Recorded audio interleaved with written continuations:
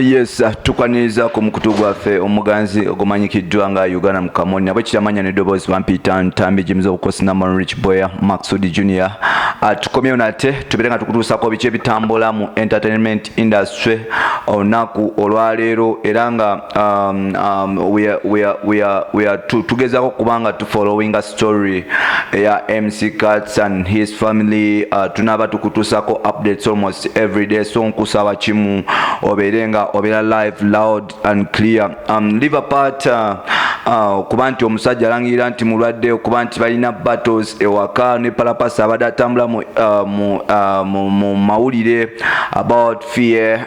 MC Katz n'abasigaddewo tujjukire nti waliwo omuyimbi omu Nat Nathan yavayo n'agamba nti fear nti ali worried about his life blah blah blah because lumu havingako maybe some fun with fear basically, and he didn't even put on condom. So natandika okulalikira naye nga ate lwabadde lunaku lwaleero morning fear yagezaako okuba nti agenda ku medical check up okuba nti approving ensi n'okutegeera obulamu bwe like her life status, my special HIV status.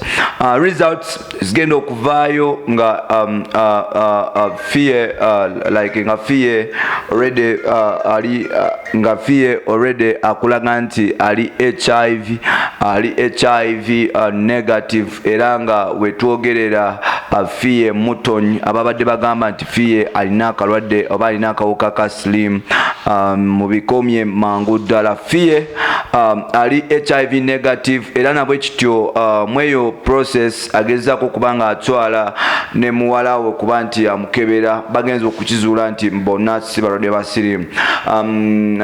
Twakitegeddeko nti MC Katz ne Fear of course balina abaana bebagatte badde nga tebabazaala. Katz teyabazaala mu Fear naye bonna bagezaako kubanga babatwala for medical check up okulaba whether there is someone who is infected with HIV/AIDS, but unfortunately God is good.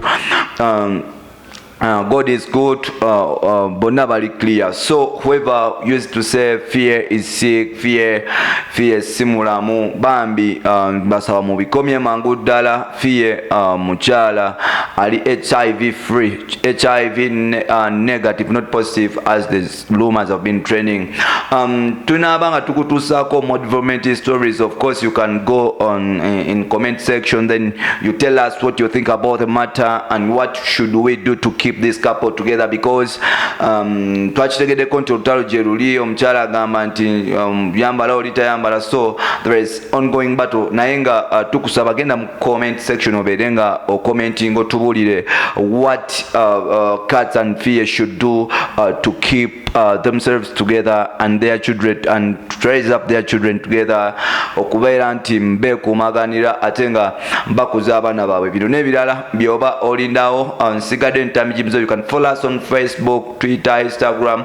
Tubeere nga tukutuusako. Jjukira nti emboozi zetukuleetera teba ya palapaso wabula tugenda ne tukuleetera research because we really tumanyi nti you also want to know. Bino n'ebirala byobolinda mu mawulire gaffe agaddako. Nsigadde Ntambi James Rich Boya Maxudi. You can follow me Facebook, Twitter, Jimzo16 and Instagram, Ntambi James 5. Bye bye for now.